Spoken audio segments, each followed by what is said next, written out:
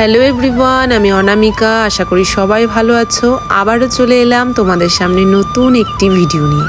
আজকে পয়লা শ্রাবণ, 18 জুলাই আমাদের মেয়ে, তার পাশাপাশি তোমাদেরও মেয়ে দ্রুতির জন্মদিন। দ্রুতির জন্মদিনটা একদম বর্ষাকালে, তাই এক একবারের জন্মদিন আমাদের এক এক ভাবে পালন করতে হয়। গতবার আমরা দ্রুতির জন্মদিন পালন করেছিলাম কাঠামবাড়িতে। অনেক বাচ্চাদের মাঝে বেশ সময় কাটিয়েছিলাম। প্রথম বছরের জন্মদিনটা বেশ বড় করে করেছিলাম। দ্বিতীয়বারের জন্মদিনটা পালন করেছিলাম শিলিগুড়ির বেঙ্গল সাফারিতে। তো এবারের জন্মদিনটা একেবারে সব বছরের থেকে আলাদা কাটলো। খুব ইচ্ছে ছিল এবারের জন্মদিনটা ওর ফ্রেন্ডদের সাথে কাটাবো, কিন্তু মন কোথাও গিয়ে সায় দিচ্ছিল না। জন্মদিনের দিন ঘুম থেকে উঠে বুঝলাম মনটা কেন সায় দিচ্ছিল না। সকাল থেকে শুরু হলো মুষলধারে বৃষ্টি। এই বৃষ্টিকে আর কমে, সারা দিন চললো বৃষ্টি। প্রথমত মনটা ভীষণ খারাপ ছিল, কিন্তু আস্তে আস্তে দ্রুতির মুখের দিকে তাকিয়ে নিজেকে শক্ত করলাম। ঝড় বৃষ্টি যতই হোক, ওর কাছে ওর দিনটি স্পেশাল করে তুলতেই হবে। ঘুম থেকে উঠে ব্রেকফাস্ট সেরেই লেগে পড়লাম জন্মদিনের এক এক নিয়ম পালন করতে। জন্মদিন বলে কথা, তাই স্নানের ব্যাপারটাও ছিল একটু স্পেশাল। শাড়ি পরিয়ে গায়ে একটু হলুদ মাখিয়ে ওকে স্নান করিয়েছি। তারপর নতুন একটি জামা পরিয়ে সাজুগুজু করে লাঞ্চ মেনুতে আমার সাধ্য মতো চেষ্টা করেছি ওকে খুশি করার। ও যেহেতু করলা খেতে ভীষণ ভালোবাসে, তাই করলা ভাজা দিয়েছি। গতকালকের পোস্টে একজন ভিউয়ার্স বলেছ জন্মদিনের দিন তেঁতু দিতে হয় না। এই ব্যাপারটা আমার কাছে একদম অজানা ছিল, তবে এবার থেকে এটা মাথায় রাখবো।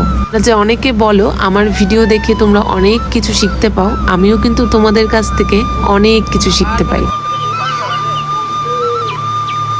দুপুরে একটু ঘুমিয়ে তারপর ঘুম থেকে উঠে সন্ধে দিয়ে দিলাম।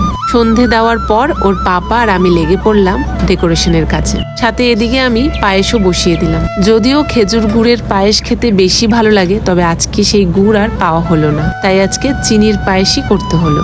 এত বৃষ্টিতে কাউকে বলা হয়নি, তাই সন্ধ্যের পর পাশের বাড়ি দু ভাই বোনকে বলে এসেছিল ওর পাপা বলে আসার কিছুক্ষণ পরই দেখি আবার বৃষ্টি শুরু। তাই হয়তো ওরাও আসতে পারলো না, তাই আমরা এইভাবেই জন্মদিনটা এবারের মতন পালন করলাম। খুব ইচ্ছে ছিল এবারের জন্মদিনটাও কাঠামবাড়িতে গিয়ে পালন করার, তবে সেটা কোনো কারণবশত হলো না। দ্রুতিকে যখন গতবারের ছবি ভিডিওগুলো দেখায়, দ্রুতি ভীষণ মজা করে। বারবার ছবি আর ভিডিওগুলো দেখে বলে, মা আমি এই দিদি ভাই দাদা ভাইদের কাছে গিয়েই কেক কাটবো। তবে এবার তো আর হলো না। ওই একটাই আশা মনে, আসছে বছর আবার হবে।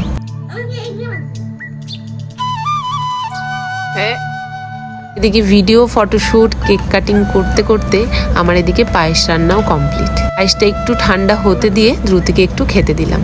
দ্রুতি কিন্তু এত বড় হয়েছে সেভাবে কোনোদিন পায়েস খায়নি। আমি ভেবেছিলাম রান্না তো করছি, মেয়েটা খাবে তো, কিন্তু ও আজকে অল্প হলেও পায়েস মুখে দিয়েছে। সেটা আমার ভীষণ ভালো লেগেছে। সবকিছু পরে মনে পড়লো ওকে তো আশীর্বাদ দেওয়া হয়নি। মা বাবার তরফ থেকে সন্তানকে মন ভরে আশীর্বাদ করলাম। এই ভিডিওটাও যারা দেখছো, তোমরাও কিন্তু দ্রুতি সোনাকে আশীর্বাদ করেছো মন ভরে।